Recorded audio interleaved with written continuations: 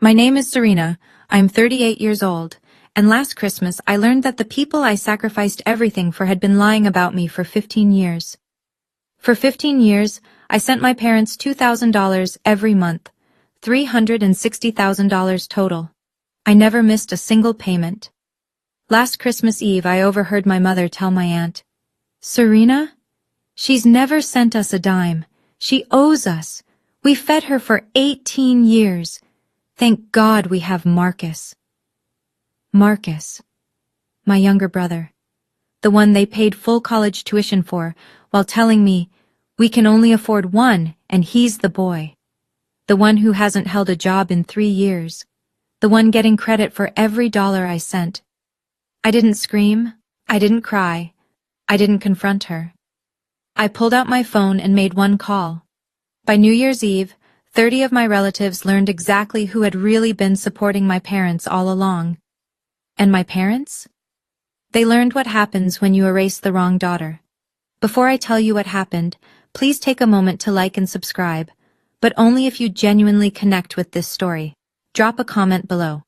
Where are you watching from, and what time is it there? Now let me take you back to 15 years ago, the day I made my very first transfer.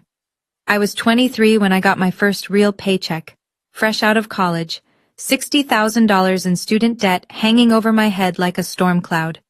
3 part-time jobs during school just to keep the lights on, no help from my parents, not a single dime.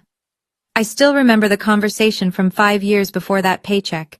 I was 18, sitting at our kitchen table. Acceptance letter from State University in my hands, full of hope, full of dreams. "Dad, the tuition is $12,000 a year. I got a partial scholarship, but I still need—" He didn't even let me finish. "Serena, we can only afford one. Marcus needs it more. He's the boy. He'll have a family to support someday." Mom nodded beside him. "You'll find a way, honey. Girls always do." So I did. I found a way. Student loans, waitressing, tutoring, night shifts at a gas station. I clawed my way through 4 years of college while Marcus got a free ride. When I landed that first job, junior analyst at a financial firm in Chicago, I should have been celebrating. Instead, I opened my banking app and sent $500 to my parents. Mom called that night. "Only 500?" Her voice dripped with disappointment. "Marcus is struggling with his credit card bills. He could really use some help." I increased it to 1,000 the next month. Then 2,000 when I got promoted. I kept waiting for a thank you, a simple acknowledgement, something. It never came, but I kept sending. Month after month, year after year, because that's what good daughters do, right? That's what I told myself. $360,000, that's what 15 years of silence cost me. The favoritism didn't start when I was 18. It started before I could even spell the word. I was 10 years old when I needed $12 for a school project, books on the solar system, nothing fancy. "Just go to the library," Dad said without looking up from his newspaper. That same week, Marcus got a brand new Nintendo, $200, no questions asked. At 16, I won a partial academic scholarship. The ceremony was on a Saturday afternoon. I pressed my best dress the night before, practiced my acceptance speech in the mirror. My parents didn't come. "Marcus has a baseball game," Mom explained over the phone. "You understand, don't you, sweetie?" I understood perfectly. At 18, I overheard Dad talking to Uncle Bob at Thanksgiving. "Why invest in a girl's education?" Dad laughed, swirling his beer. "She'll just get married and pop out babies. Someone else's problem." The table laughed with him. I sat in the corner, invisible. Now, at 38, I did the math one sleepless night. $2,000, 12 months, 15 years. I grabbed a calculator even though I didn't need one. The number burned in my mind like a brand. $360,000. That's more than most people's houses. More than what they'd denied me for college, multiplied by 30. More than Marcus had earned in his entire adult life combined. Did they know? Did they ever sit down and add it up? Did they ever once think about where that money came from? I stared at the ceiling until dawn, a new question forming in my mind. A darker question. What exactly were they telling people about me? I was about to find out. Thanksgiving. Last year. I arrived late because of a deadline at work. The house was warm and loud, turkey smell, laughter, the usual chaos of 30 relatives crammed into my parents' living room. I slipped in through the side door, hoping to avoid the fuss. That's when I heard it. Aunt Ruth's voice, clear as a bell. "Marcus, you're such a good son, sending money to your parents every month like that." I froze in the hallway. Marcus's response made my blood turn to ice. "Family comes first, Aunt Ruth." He smiled that lazy smile of his. "It's the least I can do." I couldn't move, couldn't breathe. Surely I misheard. Then Mom chimed in, loud enough for everyone to hear. "Serena's always so busy with her big city job," she sighed dramatically. "Never has time for us, never helps out. Thank goodness we have Marcus." Sympathetic murmurs rippled through the room. "That's so sad," someone said. "Some children just forget where they came from," another added. I stood frozen, grocery bags cutting into my palms. 15 years of bank transfers screamed in my head. Daniel found me there 10 minutes later, still frozen, still silent. He took one look at my face and pulled me outside. "I heard," he whispered. "Serena, I've suspected this for a while." "What do you mean?" "The way your family looks at you, the comments, it never added up." He held my hands. "We need proof, documentation, everything." I wanted to storm back in, flip the table, scream the truth. But Daniel was right. Words could be denied. Emotions could be twisted. Numbers, though? Numbers don't lie. "Not now," Daniel said. "But soon." I didn't know soon would come on Christmas Eve. I couldn't sleep that night, or the next, or the one after that. Daniel found me at 3 a.m. sitting at the kitchen table with a legal pad. "What are you doing?" "Making a list." My pen scratched against paper. "Everything I'm losing by staying quiet." He sat down across from me, waited. $24,000 a year. I tapped the first line. "That's what I send them. We could have bought a bigger house, started a college fund for kids we don't even have yet." "What else?" "My reputation." The word tasted bitter. 30 relatives think I'm the ungrateful daughter who abandoned her parents. Meanwhile, Marcus, who hasn't held a job in 3 years, is the family hero. Daniel reached for my hand. "And here's the worst part." My voice cracked. "I'm losing myself. Every holiday I sit in that corner and I feel like I'm 18 again, invisible, worthless." "So what do you want to do?" I'd been asking myself that question for days. I could confront them, but it's my word against theirs. "Your accountant has records." I looked up. "What?" "Margaret, she's been doing your taxes for years. She has every transfer documented." Something shifted in my chest, a small flame of hope. "If I do this, I lose them, my parents, for good." Daniel's eyes were steady, certain.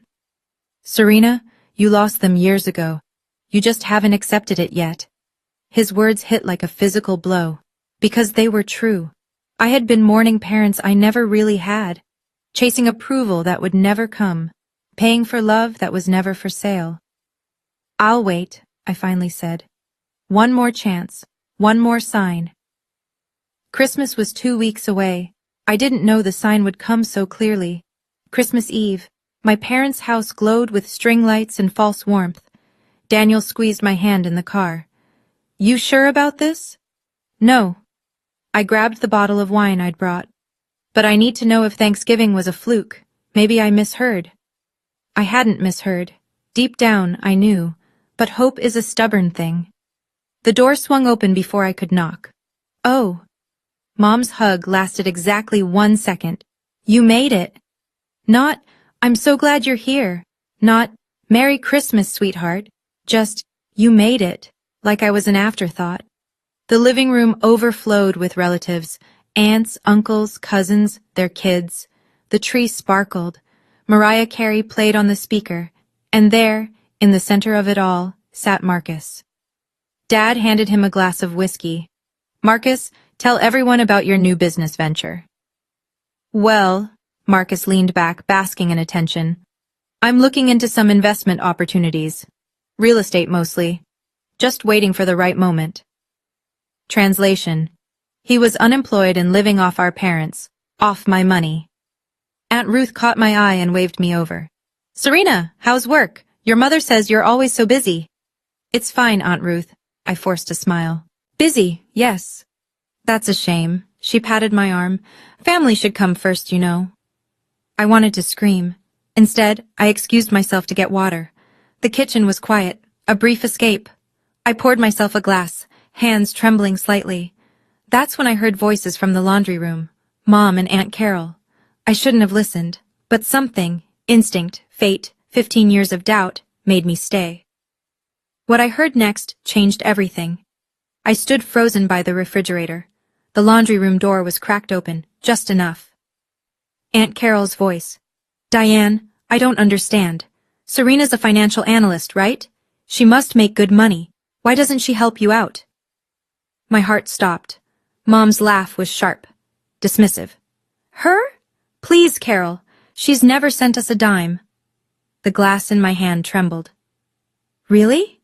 Aunt Carol sounded surprised. But she seems to be doing so well. All show. Mom's voice dripped with contempt. You know how she is, always had her nose in the air, too good for her own family.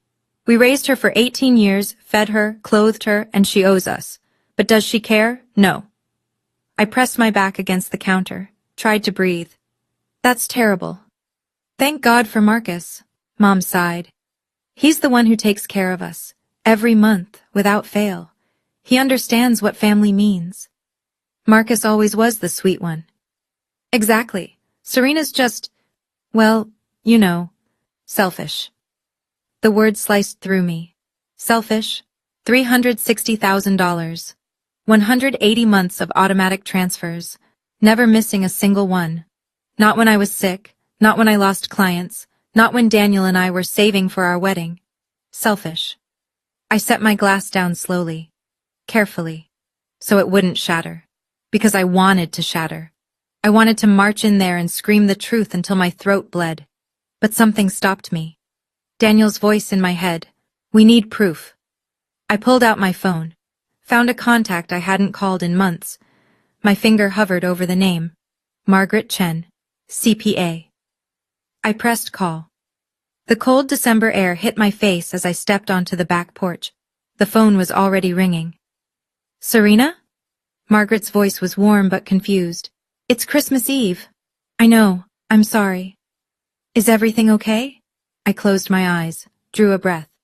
I need documentation of every transfer I've made to my parents. The full 15 years. Silence on the line. That's a lot of records. I know. Can I ask why? I watched my breath fog in the winter air.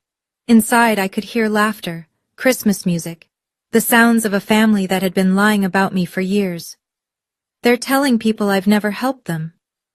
My voice was steady, calmer than I felt. They're giving my brother credit for everything. I need proof, Margaret. Official records. Another pause. I can pull certified bank statements going back 15 years. Have them ready by the end of the week. I need them before New Year's. That's... She stopped herself. Okay. I'll make it work. You want everything notarized? Everything. I want it so official that no one can question it. Serena. Her voice softened. That's a significant amount of money. Do you realize? $360,000. I cut her off. I know exactly what it is. And soon, everyone else will too. We hung up. I stood there a moment longer, watching my breath disappear into the darkness. The door opened behind me. Serena? Mom's voice sweet as sugar. What are you doing out here? Come inside, it's freezing. I turned to face her, the woman who had just called me selfish to my aunt. Just a work call, Mom. She shook her head. Always working. That's your problem. I smiled and followed her inside. Not for long. December 26th, the day after Christmas. Daniel had gone back to work. I sat alone in our apartment, staring at my phone. One call down, one more to make. I found Thomas Reed's number, my estate lawyer. We'd met 2 years ago when Daniel and I finally got around to making wills. Back then, I'd listed my parents as secondary beneficiaries, just in case. Reed Law Office. How can I help you? Thomas, it's Serena Everett. Serena. Happy holidays. What can I do for you? I didn't waste time on pleasantries. I need to make changes to my estate documents, my will and my life insurance beneficiaries. A brief pause. What kind of changes? I want to remove my parents from everything. Papers shuffled on his end. I pictured him pulling up my file. Currently, your husband Daniel is primary beneficiary. Your parents, Harold and Diane Moreno, are secondary. You want to remove them entirely? Yes. Replace them with... I thought for a moment. A children's education charity. For kids from low-income families. The irony wasn't lost on me. Money that could have gone to parents who denied me an education, now going to help kids like I once was. That's a significant change, Serena. Are you sure? I've never been more sure of anything. I can have the documents ready by January 2nd. You'll need to come in and sign. Perfect. If you don't mind me asking, it's a family matter, Thomas. My voice was firm but polite. Let's leave it at that. After we hung up, I sat in the quiet of my apartment. 2 calls, 2 chains broken. Now all I needed was Margaret's documentation, and a moment to make everyone see the truth. New Year's Eve was 6 days away, December 30th, 2 days before the party. My email pinged at 7:47 p.m. from Margaret Chen, CPA. Subject, documentation package, confidential attachment. Moreno _ transfers _ 2011-2025 _ certified.pdf. My finger trembled over the trackpad. I clicked. The PDF loaded slowly. Page after page after page. 47 pages total. Every single transfer, listed chronologically. Date, amount, bank confirmation number, my account, their account. March 2011, $500. April 2011, $1,000. May 2011, $1,000. January 2024, $2,000. February 2024, $2,000. All the way through December 2025. At the bottom of the last page in bold, total transfers, $360,000. Certified by Margaret Chen, CP. A. Notarized, December 29th, 2025. Daniel came home to find me at the printer. Is that 47 pages? I watched each sheet slide out, warm and real. 15 years. Every single dollar. He picked up the first page, read it, set it down. Serena. I know. That's... He ran his hand through his hair. That's a house. That's 2 kids through college. That's everything I could have had. I gathered the pages into a neat stack. Everything they said I never gave. I opened my leather briefcase, the one I used for important client meetings, and slid the documents inside. My phone buzzed. An email from Thomas Reed. Estate documents finalized. Ready for signature January 2nd. One more piece of the puzzle. Daniel watched me close the briefcase with a soft click. You're really doing this. They told everyone I never helped them, Daniel. They told everyone Marcus was their savior. I met his eyes. They're having a New Year's Eve party, 30 relatives, and I'm going to give them all something to talk about. I'll drive you. No, I shook my head. I need to do this alone. December 31st, 8 p.m. Daniel idled the car outside my parents' house. Every window blazed with light. Music thumped from inside. At least 30 cars lined the street. I can wait, Daniel offered, just in case. Give me 2 hours. I grabbed the leather briefcase from the back seat. If I'm not out by 10, come find me. Serena. He caught my hand. Whatever happens in there, I'm proud of you. I kissed his cheek. Then I stepped into the cold. The door was unlocked. I let myself in. The living room hit me like a wave. Noise, heat, bodies everywhere. Cousins I hadn't seen in years. Aunts and uncles drinking champagne. Kids running between legs. And my mother, holding court by the fireplace. She spotted me. Her smile flickered. There, then gone. Serena, you came. She didn't move to hug me. What's with the bag? Working tonight? Just some documents. I kept my voice light. Something I need to take care of. Her eyes narrowed slightly. Suspicious, but guests were watching, so she played nice. Well, put it somewhere. It's a party. I set the briefcase by my feet, didn't let it out of sight. Across the room, Dad was mid-story, a circle of relatives hanging on his words. And you know how hard it's been since I retired. Fixed income, medical bills, but Marcus has been incredible.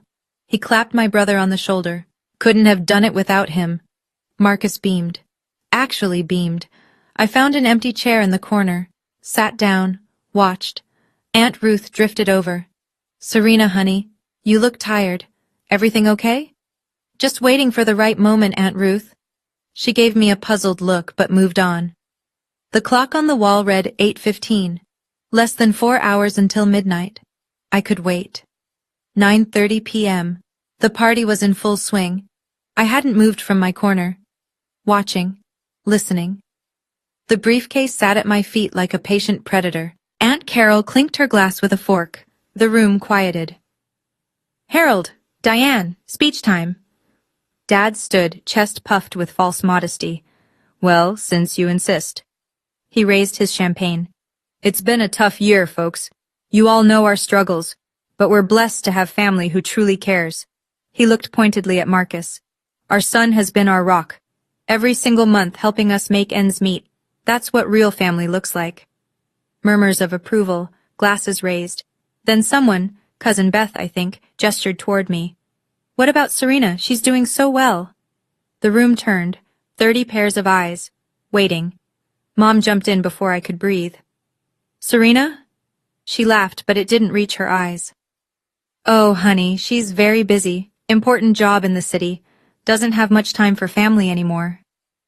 That's a shame, Uncle Bob said. Mom wasn't done. Sometimes I wonder, she dabbed at her eyes. We raised her for 18 years, fed her, clothed her, gave her everything, and now... She trailed off with a theatrical sniffle. She doesn't even call, Dad added, let alone help. The sympathy in the room was palpable. Poor Harold, poor Diane, such devoted parents, such an ungrateful daughter. I looked at Marcus. He was studying his shoes, not defending me, not correcting the lie, just silent. My hands gripped the briefcase handle. Aunt Ruth spoke up, looking directly at me. Serena, I don't understand. You're a financial analyst. You make good money. Why don't you help your parents? Every eye in the room fixed on me. This was it. I stood up slowly. Thank you for asking, Aunt Ruth. The room went silent. I lifted the briefcase onto the coffee table. The lock clicked open, impossibly loud in the quiet. What are you doing? Mom's voice was sharp. Warning. I didn't answer, just removed the stack of papers. 47 pages, certified, notarized. I think it's time everyone saw this. I set the documents on the table where everyone could see. The first page was clearly visible. Bank transfer record. Serena Everett to Harold and Diane Moreno. What the hell is this? Dad stepped forward. This is a complete record of every transfer I've made to you and Mom. My voice was steady, calm. Starting in March 2011 and ending last month. Aunt Ruth was closest. She picked up the first page. $2,000? Her eyes widened. You sent $2,000? Every month. I nodded. For 15 years. The pages began to circulate, cousin to cousin, aunt to uncle. I watched their faces change. Confusion, disbelief, math being done in heads. Wait. Uncle Bob flipped to the last page. The total here says $360,000. Gasps rippled through the room. That can't be right, Aunt Carol breathed. It's certified, I pointed to Margaret's signature. By my CPA, notarized, official bank records. The room erupted in whispers. Papers rustled as everyone tried to see. Mom's face had gone white. Dad's champagne glass trembled in his hand. Marcus hadn't moved, frozen like a deer in headlights. Serena, Dad's voice cracked. This is a private family matter. You made it public. I cut him off, quiet but firm. You just told everyone that Marcus supports you, that I never help, that I abandoned my family. I gestured to the papers. So let's let everyone see the truth. The clock read 9:47. The countdown to midnight had a whole new meaning now. I need to pause here for just a moment. If you've ever felt like your contributions were invisible, like your sacrifices went unnoticed while someone else took the credit, I want you to know you're not alone.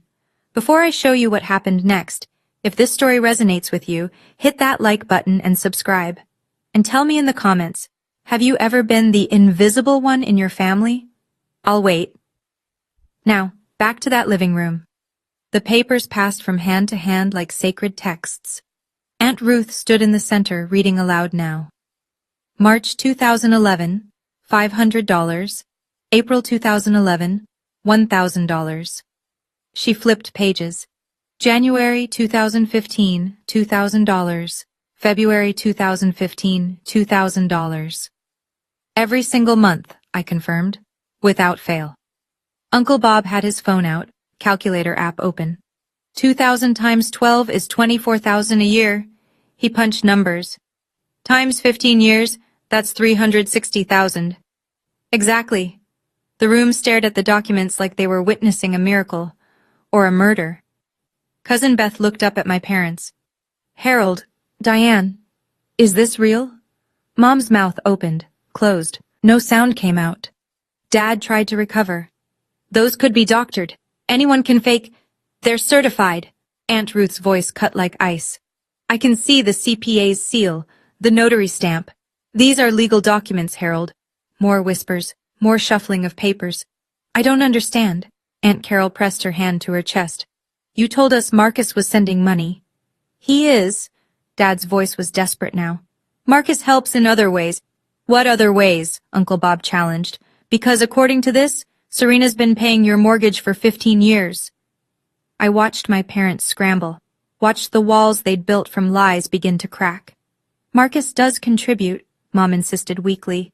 He just doesn't keep records like she does. Then where are his bank statements? The question came from Cousin Beth. If he's been sending money, show us. Every head turned to Marcus. He stood frozen, face red, eyes darting.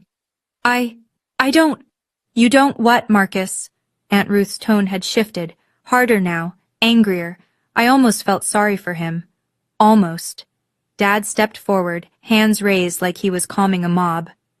Everyone, please. This is a private family matter. We shouldn't air our... You just gave a speech. Uncle Bob's voice boomed across the room.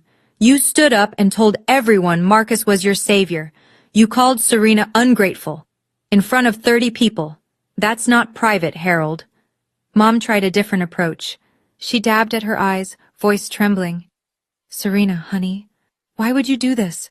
Embarrass us like this? After everything we've done for you? There it was. The victim card. I'd seen her play it 1,000 times. With neighbors, with doctors, with anyone who'd listen. Not tonight. Everything you've done for me? I kept my voice level. You refused to pay for my college. You told Dad to invest in Marcus because girls don't need education. I took out $60,000 in loans while Marcus got a free ride. That's not... Mom sputtered. And when I graduated, when I got a good job, when I started earning real money, I sent it to you, every month, for 15 years. I pointed at the documents now scattered across the coffee table. That's not embarrassment, Mom, that's the truth. But we raised you. Dad's composure cracked. 18 years. That doesn't count for anything? I spent $360,000 over 15 years. I met his eyes. I'd say we're even. The room went dead silent. Aunt Ruth stepped between us. Harold, Diane. Her voice was quiet but devastating. I think you owe everyone an explanation. Why did you tell us Marcus was supporting you when Serena was the one sending money? Mom's face crumpled. Dad's jaw clenched. Neither spoke. The silence said everything. The attention shifted to my brother like a spotlight finding its mark. Marcus stood by the fireplace, champagne glass still in hand. He hadn't moved since I opened the briefcase, hadn't spoken, hadn't defended our parents or corrected their lies. Uncle Bob walked up to him. Marcus, let's hear it from you. Have you been sending money to your parents? Marcus's voice cracked. I've helped out. Here and there. Here and there isn't $2,000 a month. Aunt Ruth crossed her arms. Do you have any bank statements? Any proof? I don't keep records like that. Convenient, someone muttered. I stepped forward. Not aggressive, just clear. Marcus, I'm not asking you to prove anything, but you sat there for years, letting them give you credit for my money. You heard Mom and Dad tell everyone I was ungrateful. You knew the truth. His eyes finally met mine. Serena, you didn't what? Didn't know? Didn't care? I shook my head. Every Thanksgiving, every Christmas, every birthday, you let them paint me as the villain. The room watched. 30 witnesses to years of deception. Cousin Beth spoke up. Is it true, Marcus? Did you know Serena was the one actually helping them? His silence stretched like a rubber band about to snap. I thought... His voice was barely a whisper. I thought maybe she was also sending money. Like, in addition to what, Uncle Bob pressed. What exactly have you contributed? Marcus looked at the floor. The answer was clear. Nothing. He had contributed nothing, and he had known all along. I see. Aunt Ruth's disappointment was palpable. Well, I think we've all learned something tonight. The clock read 10:15. The party was over. The reckoning had just begun. The room had shifted. The music was off. The champagne sat untouched. I reached into my briefcase one more time. I have a few announcements. Dad looked like he wanted to stop me, but 30 pairs of eyes held him in place. First, I faced my parents directly. Starting January, I will no longer be sending money, not because I can't afford it, but because I don't owe anyone anything. Mom let out a small cry. Second, I continued, steady as steel. Last week, I updated my life insurance beneficiaries. Mom and Dad, you're no longer listed. If something happens to me, the money goes to an education fund for children from low-income families. The irony landed. I saw Aunt Ruth nod slightly. Third, this was the hardest one. I've revised my will. The inheritance you were counting on, it's gone. Every penny will go to people who won't deny where it came from. Mom's legs seemed to give out. She sank onto the couch. How could you? Her voice was raw. After everything. After everything? I almost laughed. You told the entire family I was ungrateful.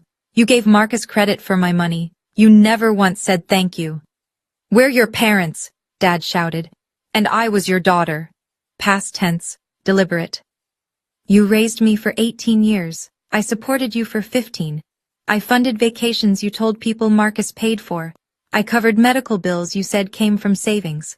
I picked up my briefcase. We're even now.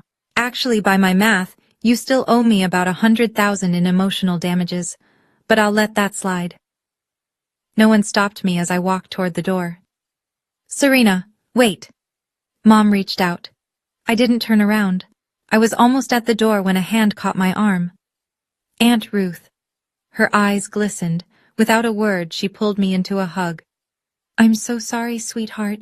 Her voice broke. I didn't know. All these years I thought, it's okay, Aunt Ruth. It's not okay. She pulled back, hands on my shoulders. I believed them. I looked at you at holidays and thought, she couldn't finish. You believed what they told you. That's not your fault. Uncle Bob appeared beside her. Serena, I owe you an apology too, the way I talked about you behind your back. He shook his head. I'm ashamed. One by one, relatives approached.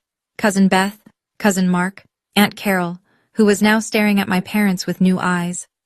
I lent Marcus $20,000, Aunt Carol said quietly.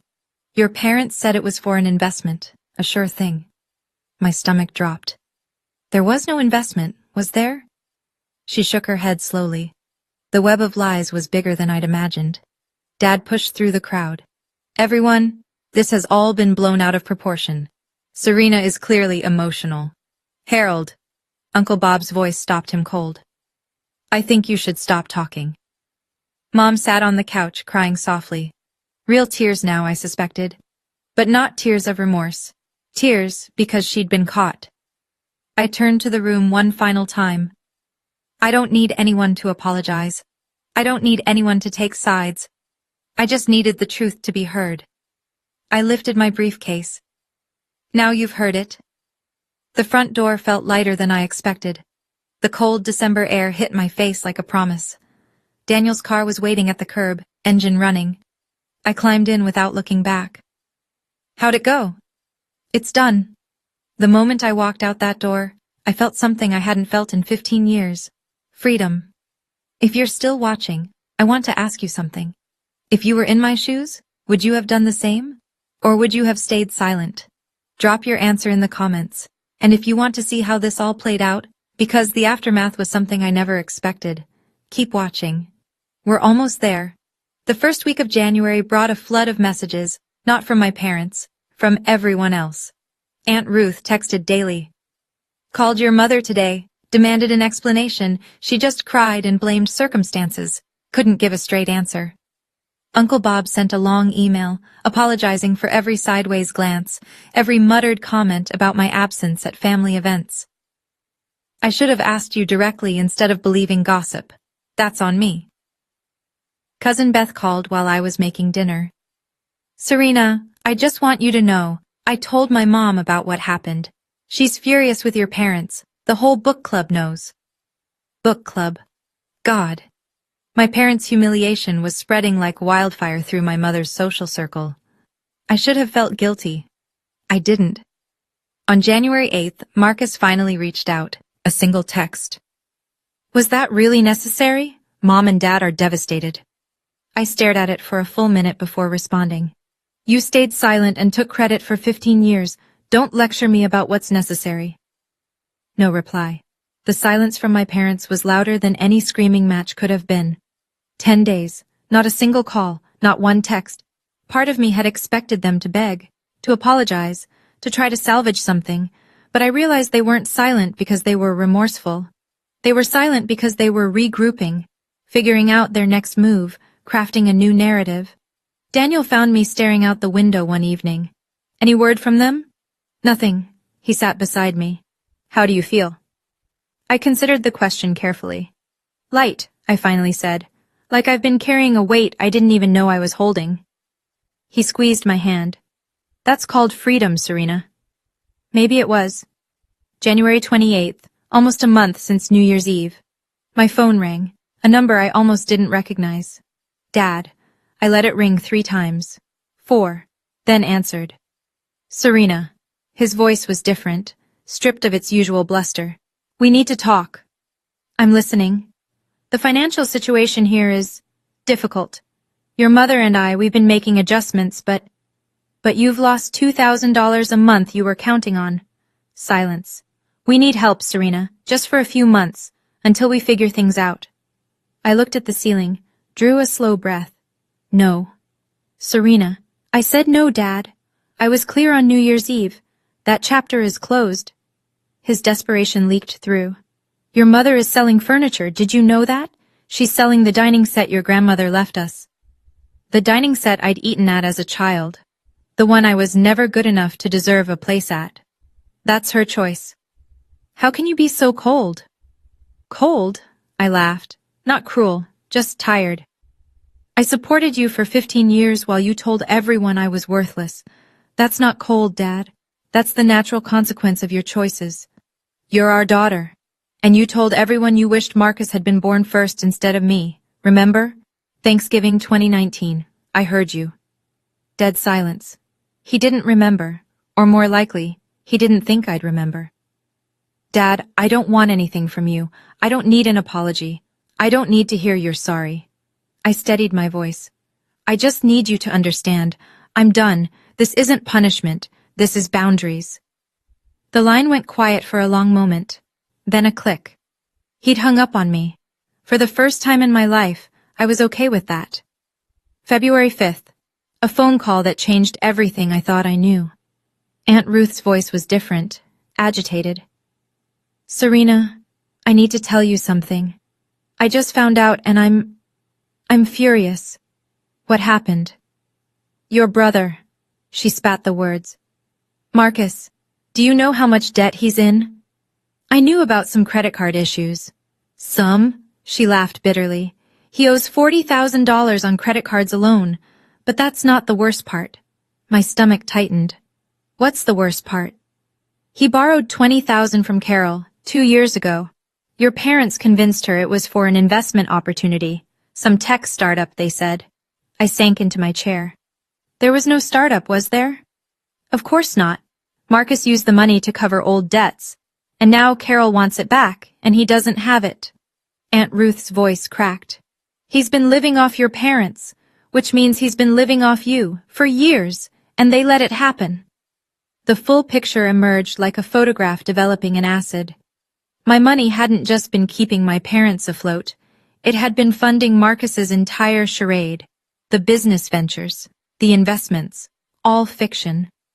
They built a house of cards, I whispered, and used my checks as the foundation. Exactly, Aunt Ruth sighed. I'm so sorry, Serena. We all trusted them. We all believed. You believed what good people believe about family. I felt strangely calm. That parents don't lie about their children. That blood means something. Doesn't it? I thought about that question. It should, I finally said. But sometimes the family you build is stronger than the one you're born into. Aunt Ruth was quiet. Then, softly, I'd like to be part of that family, if you'll have me. My eyes stung. You already are. February 12th. An email from an address I didn't recognize. Subject. From someone who understands I almost deleted it. Spam probably, but something made me click. Dear Serena, you don't know me, but I know your story. My name is Patricia. I'm your father's youngest sister. We haven't met because I cut contact with Harold 30 years ago. I heard about New Year's Eve from Ruth. She thought I should reach out. I want you to know you are not alone, and you are not the first. My heart stopped. Dad had a sister? He'd never mentioned her. Not once. I read on. When I was 25, I was exactly where you are. Harold and your grandparents. They saw me the same way they see you. The disposable daughter. The one who was supposed to give without receiving. I left Ohio and never looked back. Best decision I ever made. I know the guilt you might be feeling. The whispers that tell you family is everything, and blood is thicker than water. But here's what I've learned in 30 years. The full quote is, the blood of the covenant is thicker than the water of the womb. The bonds we choose are stronger than the ones we're assigned. I live in California now. I have a good life. A family that loves me without conditions. If you ever want to talk or visit, I'm here. Your aunt, Patricia. I read the email 3 times. A whole person. Erased from family history. Just like they tried to erase me. My fingers trembled as I typed a reply. Patricia, yes, I want to meet you. I want to hear everything. Thank you for reaching out, Serena. The pattern, I realized, went back generations. But it ended with me. March 3rd, 3 months since New Year's Eve. An email from Mom appeared in my inbox. My first direct contact from either parent since Dad's phone call. Subject, please read this. Dearest Serena, I've started this email 100 times. I don't know the right words. I know you're angry.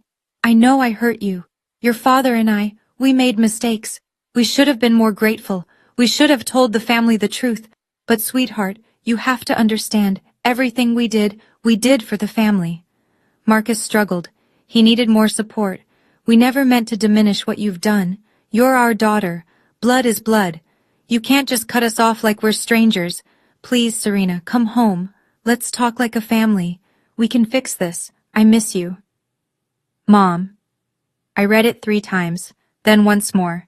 She was sorry we got caught. Not sorry for lying. She wanted to fix things, not acknowledge what they'd done. She invoked blood, not love. I drafted my response carefully, every word deliberate. Mom, I read your email.